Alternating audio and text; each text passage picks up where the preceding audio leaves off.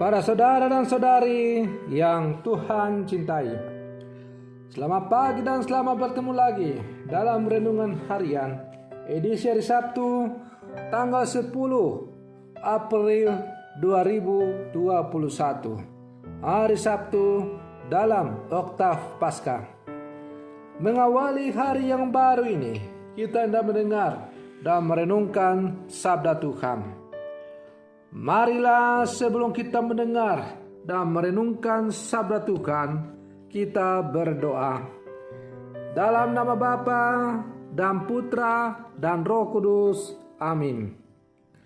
Allah Bapa, penyelamat para bangsa, Engkau telah melimpahkan rahmat-Mu kepada bangsa-bangsa yang percaya kepadamu.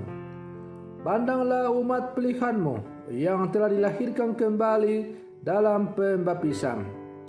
Semoga kami Kau perkenankan memperoleh kebahagiaan abadi. Bersabdalah ya Tuhan, kami siap untuk mendengarkan. Terpujilah Engkau Bapa, Putra dan Roh Kudus, kini dan sepanjang segala masa. Amin. Para saudara dan saudari yang Tuhan cintai, sabda Tuhan yang hendak kita dengar dan kita renungkan untuk mengawali hari yang baru ini, hari Sabtu dalam Oktav Paskah, diambil dari Injil Markus pasal 16 ayat 9 sampai 15. Tuhan sertamu. Inilah Injil Tuhan kita Yesus Kristus menurut Santo Markus. Setelah Yesus bangkit dari antara orang-orang mati, pagi-pagi pada hari pertama minggu itu, ia mula-mula menampakkan dirinya kepada Maria Magdalena. Daripadanya, Yesus pernah mengusir 7 setan. Lalu perempuan itu pergi memberitahukan kepada mereka yang selalu mengiringi Yesus dan yang pada waktu itu sedang berkabung dan menangis.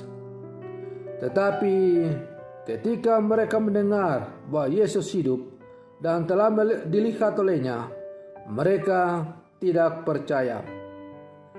Sesudah itu ia menampakkan diri dalam rupa lain kepada 2 orang dari mereka. Ketika keduanya dalam perjalanan keluar kota, lalu kembalilah mereka dan memberitahukannya kepada teman-teman yang lain. Tetapi mereka pun, teman-teman itu, tidak percaya. Akhirnya ia menampakkan diri kepada ke-11 orang itu ketika mereka sedang makan. Dan ia mencela ketidakpercayaan dan kedegilan hati mereka. Oleh karena mereka tidak percaya kepada orang-orang yang telah melihat dia sesudah kebangkitannya. Lalu ia berkata kepada mereka, "Pergilah ke seluruh dunia, beritakanlah Injil kepada segala makhluk." Demikianlah Injil Tuhan. Para saudara dan saudari yang Tuhan cintai, pergumulan iman akan Yesus akan tetap dialami oleh setiap orang yang percaya kepadanya di sepanjang zaman. Tidak ketinggalan para muridnya sendiri. Cerita-cerita tentang kebangkitan tidak begitu saja membuat mereka percaya.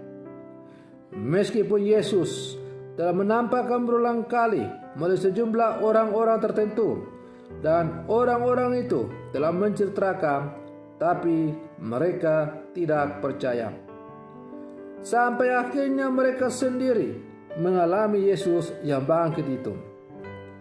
Ketidakpercayaan para murid di satu sisi memang mengherankan, tapi di sisi lain justru menekankan kebenaran dari peristiwa kebangkitan itu sendiri.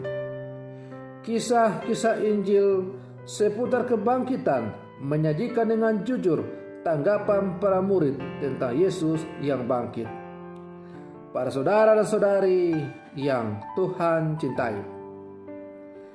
Pada bagian akhir dari Injil yang dipendengarkan oleh gereja pada hari ini, termuat tentang penugasan Yesus kepada para murid.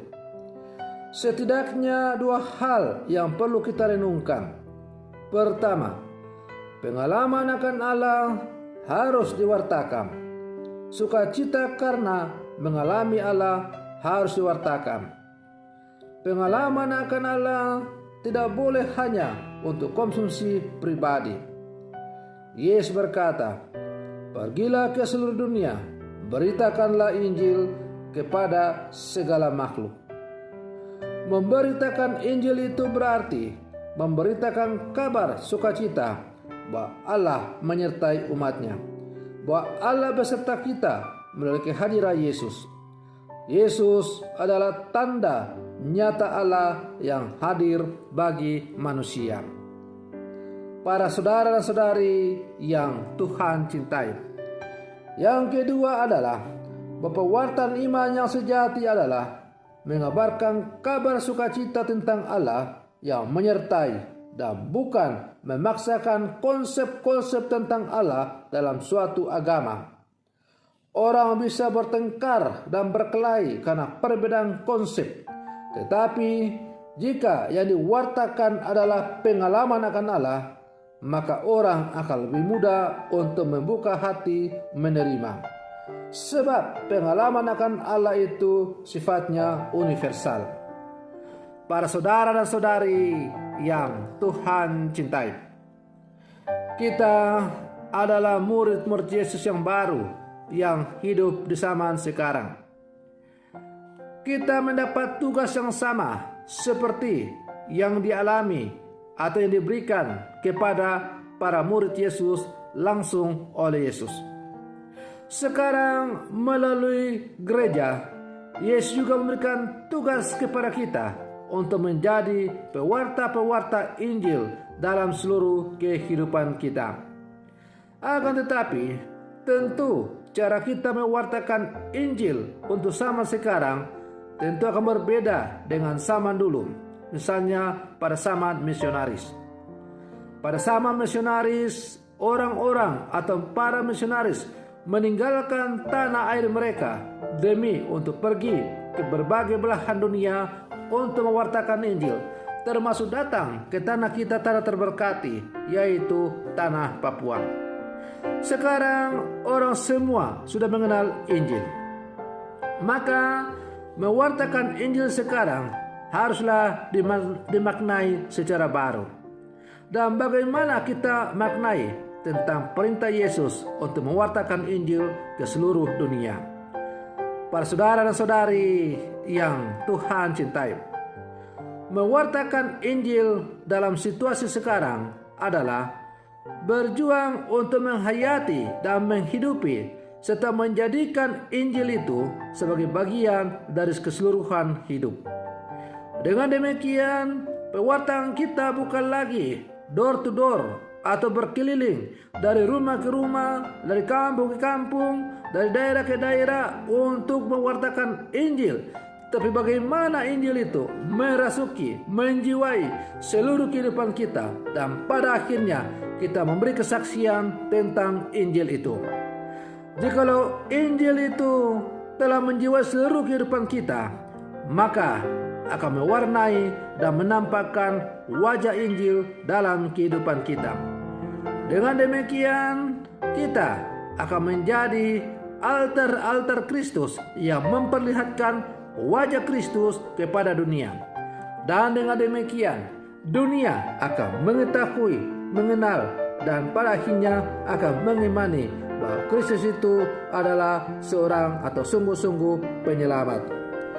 Para saudara dan saudari yang Tuhan cintai, maka siapapun kita dipanggil untuk menjadi pewarta-pewarta Injil dalam seluruh kehidupan kita, melalui cara hidup kita masing-masing.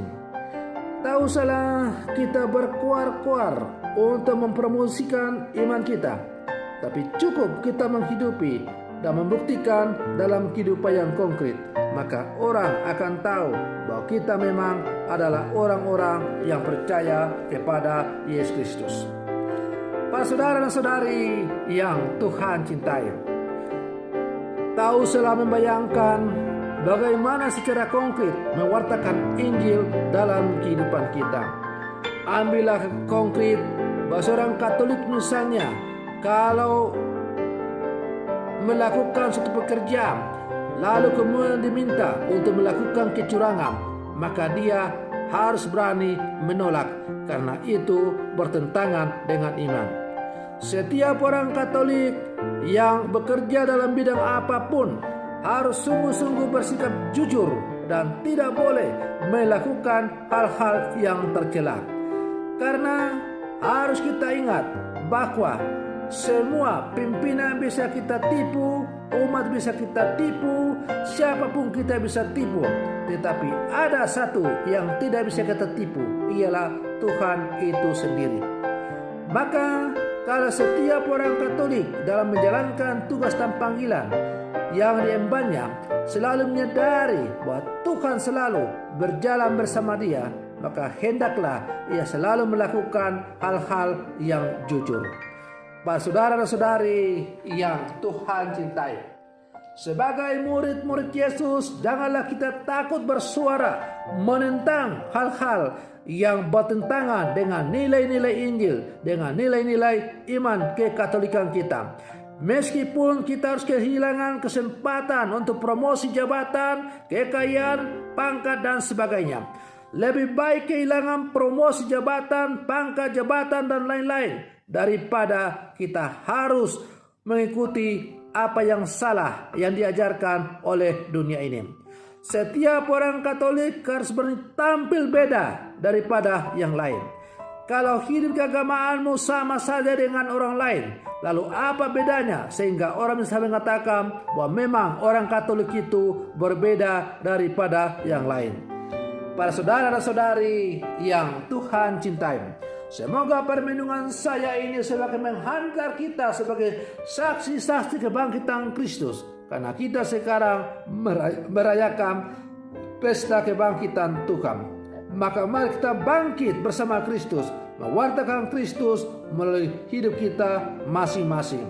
Semoga melalui tugas dan panggilan kita sebagai medan kita bersaksi mewartakan tentang Kristus, dunia semakin tahu bahwa kita adalah murid-murid Yesus yang sejati di zaman sekarang.